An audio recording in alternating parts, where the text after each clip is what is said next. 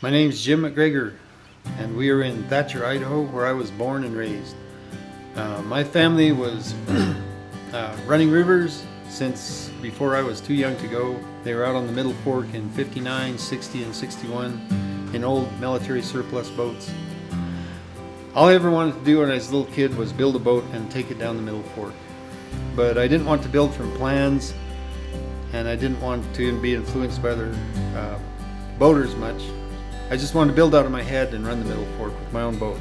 So this is the boat I built back in the late 70s when I was finally old enough to go on some rivers by myself. At the time, the only information I had, I knew about the Hatch brothers out of Vernal, Utah that had been on the Middle Fork. And I had pictures of the old Norm Neville's boats. I had pictures of a boat, I think it was made by Harold Leach, that ran whitewater. And I was familiar with Buzz Holmstrom and his boat. But I didn't want to use any of their plans or anything, so I just built it out of my head with my brothers and my dad's help. And this is the first boat I built. We finished it in about 1978 or so. Had to put a new deck on it a few years later because the deck was not suitable. It was run on the Middle Fork, the main salmon, the Owyhee from Rome to the reservoir. It was run on a number of trips on the Yampa, on the Green through Lador, on Desolation Canyon, and a couple of really exciting trips in the early 80s on the Dolores River, down through Snaggletooth and on down to Bedrock, Slick Rock in Moab, Utah. The boat was built without plans or without any good advice. I probably should have gotten more advice than I did, but it worked really well, and we ran it on a lot of stuff. Put a hole in it once right at the top of Snaggletooth late in the evening, and had to patch it and then run Snaggletooth the next day. I think that was about 1980. I can't remember for sure. When I was trying to get information on boats, one interesting sidelight was I was in school at the University of Utah, and I actually looked up the gentleman who was in the boat with Bert Loper. I think his name was Wayne Nichols, and I called him on the phone out of the blue one day and asked him all about his trip with Bert and about their boat and when Bert lost his life. And you'd think I would have had sense to take some notes or record that, but I didn't. It was just a nice conversation. I was looking for other boats to kind of copy from, but I never really found any, so we just built our own, and this was the first one we built. I built about 6 more since then. A couple are in Alaska, a few more down here. All of them were experimental, except I finally got to the book that had the boat built by Multi-Fulmer. I'd never heard of him until not that many years ago. So I built a boat trying to copy Multi-Fulmer's boat, and I think we'll show you that a little bit later in the narrative, show you a picture of it. But this is my first boat. It ran a lot of miles. It's now headed for the museum out at Salmon, Idaho, as soon as they have a place to display it. The sides are made of clear pine. The deck and the floor are made out of just plywood, just put together out of our own design or whatever. The oarlocks were made, they're on it now, were made mostly by my dad. He welded them together. They look bad, but they work really, really well. Wood oars, which was what all the oars were back then. And later on I got building out of other materials, but plywood was cheap back then, so it was easy. The last boat I built that we'll show in the film, I got mad at the price of wood, so I built it all out of scrap wood. Just anything that people would donate or deliver. I used old fence posts, whatever, and I just built a boat out of it. And we took it on the river the other day, and it worked pretty well. Fence posts, old building material. Sometimes I'd run out of wood and I'd just go tear something apart and build it into the boat. I'm not a very good craftsman, not a good woodworker, but I knew what I wanted the boat to do in whitewater, so I made them, just forced them into that shape. The boats that I'd actually seen that were really good were the Helfrich boats out of Oregon, but I didn't build like that. They were on the Middle Fork when I was working on the Middle Fork in the late 70s and early 80s. Started out, I only had just basic hand tools. I don't think we even had a table saw. So we were cutting all this stuff out and radiusing the bottom with just hand tools. and screwing together by hand, screwdrivers. It was pretty pathetic. Got a few better tools now for the boats I've built lately, but nothing that would do a compound cut. You were doing all this just by eyeball, which was awful. I know there's some really good boat builders out there. If they ever see this, they'll just laugh. But of all the weird things, I met Brad Dimmick up on the Green River one time, and he was in his copy of Buzz Holmstrom's boat, which was beautiful. And there's some really good boat builders out of Oregon and out of Colorado. I'm not one of those guys. I just build boats that I like, and I'm willing to take them almost anywhere. That's what started me on it. When I was a little kid, I just wanted that. I wanted to know what that felt like to build your own boat and take it on a river. So that's how I started out, without any help or any plans or anything. And it was really, really fulfilling to build a boat and take it down the Middle Fork. Just one that I built out of my head. And just kept experimenting with other boats from then on. They're a lot more fun to row than rubber rafts, as everyone knows. And I've spent nights on the Yampa and Green and stuff, patching holes in them, and on the Dolores, where you look down and you can see out the bottom of your boat into the bottom of the river. That's not good. In fact, there's a big patch right there on this one. Yeah. That was put in it in Disaster Falls. So the rafts are a lot more forgiving, of course, in rocky or in carrying weight. I've only ever built out of wood. I know there's some fantastic aluminum and fiberglass dories out there that are great. These are really fragile. I just fiberglass the bottoms, and if you hit anything, really bad things are going to happen. But I accept that as just being part of the risk. And I spent long hours patching them on the river. I usually just take a piece of plywood with me, I knock a hole in it, I cut the plywood to fit, I put a bunch of silicone on it and shove it against the hole and shoot grabber screws through, and then knock off the ends of them with a rock out the bottom side. And you just keep on going. It might leak a little bit, but we've never had to abandon one on the river yet. Not yet. They're a lot more fun to row, a lot more responsive. Every wave moves the boat.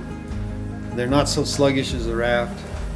That's why they use them for fly fishing. I mean, you can stop mid-river with your boat. Every stroke counts. Every stroke moves the boat. When I started out rowing, like some of my older friends, we were rowing 22 bridge pontoons with 12-foot ash oars, and that's not like this. or rowing old Army surplus boats. That's the first boat I rowed on the Middle Fork, was an old Army surplus assault raft with 4 guests and all their equipment in it, and 8-foot ash oars. It was really, really difficult, heavy and not responsive, but I did a lot of trips with those boats, old boats. I think technically skilled, but skill is skill no matter what boat you're in. But the technical boaters, and everybody's aware of them now, the Martin Litton and his dories on the Grand Canyon, they're just beautiful works of art, all painted up and everything. And the people that row them are fantastic for the most part. They're just great. Over the years, just by chance, I mean, we had correspondence and talked with like Walt Blackadar, Walt Kirschbaum, met Martin Litton a few times, Georgie White, can't remember the other guy that started oars. Met a lot of the old boaters way back then, the Hatch brothers, Don Hatch, the sons, but I never talked to them a lot about wood boats. They were all into commercial rafting by then, except I never really got to see the Litton boats except when they'd come up on the Salmon River. Beautiful boats. And we've got a couple ideas in mind. Two of the boats I built are in Alaska. One's a big one, and the idea is to send it down the Yukon to its final destination on the coast and leave it with coastal native hunters and just let them fill it with seal blood and dead fish. And that would be wonderful. That'd be the greatest thing ever. What I wanted to do with the wood boats, now I just wanted to go any chance I get. It's so hard to get permits, like everybody knows now, but I just wanted a chance to take it like down the Yampa at about 6, 8, 12,000 feet and run it. And that's the greatest thing ever. Yeah, all the boats, years ago, all the boats were wood, and all the oars were wood, and that's all they had, so that's what they ran. Yeah. And if you like building wood boats, you really want to be a part of that in some way. It's not really possible anymore because the years have gone by and things are just different. But the wood boats are still, I mean, they're still the most fun ever to build and to run, I think, in my opinion. This boat is 14 feet long. It's about 5.5 feet wide. And years ago when I was first running it, I just ran it everywhere. I didn't even have a raft back then. I just ran this. But I took my girlfriend on a date in this boat, and sometime in the mid '80s, down Lador Canyon, and knocked a hole in it in Disaster Falls, and we've been married for 40 years now. So that worked out okay. Probably the most memorable trip. But the most memorable before that was with my brother over on the Dolores in high water, and really should have lost the boat in Snaggletooth, but didn't. I thought I could row anything back then, and was willing to just drop it into stuff. Those are great trips. The Hawaii trips were fantastic trips. The Maine salmon, you know, it's all these places are just beautiful places to go. This is a boat I made years ago. Probably the one we've run the most of all things. It's made just on dory lines, but it has a deck across the top. Keeps most of the water out. We've knocked the side in a couple of times down there where all the patching is. And yeah, great boat, really fun boat to row. So this boat was another experiment. I know it looks reversed because I wanted to put a deck on it. It turned out real pretty, but it turned out to be kind of unstable. But we ran it on a lot of trips anyway, down Lador, down the Owyhee, down the Yampa, other stuff, up on the Snake River on the Alpine section. Really, really fun to row. But not the best, not the best of them. This is the only boat I've built that has a name on it. It's named the Odessa after my mom. It's the closest I ever got to getting things right, but I built it after I became aware of Multi Fulmer and his boats that he ran in the Grand Canyon, and it's my closest copy to Multi's boat that I could make. It is really stable, really fun to row, handles whitewater really well. We've taken it down the Salmon a number of times, down the Yampa, down the Green, a bunch of other stuff. First, it's decked inside with some scuppers on the side of my own creation, so it can't really swamp completely, but it'll bail out most of the water. Great for two people, hauls a lot of gear, has real good water lines when you put it on the water. Just on it, it obviously needs to get on the water more often. This is the last boat I built just last year. It might be the last boat I ever built. But I got mad because the price of lumber went up so high, so it's all out of scrap wood. Didn't buy any wood for this boat. It's either old house projects or building projects. People had just dropped me off stuff. I built a boat out of and named it accordingly. The scrap wood. It's 16 feet long. It's about 78 inches wide at the oarlocks, 54 at the center chine. Turned out to be a real stable boat. Big hatches, haul a lot of gear. I want to take it on a long trip. Haven't had a chance yet. But maybe this year, maybe not, maybe next year. Yeah, we took it out on its maiden voyage just a couple of days ago on the Snake River up on the right below Palisades Dam. And it did great, Need to get it in some heavier whitewater to really test it, but that's coming, maybe later on this summer.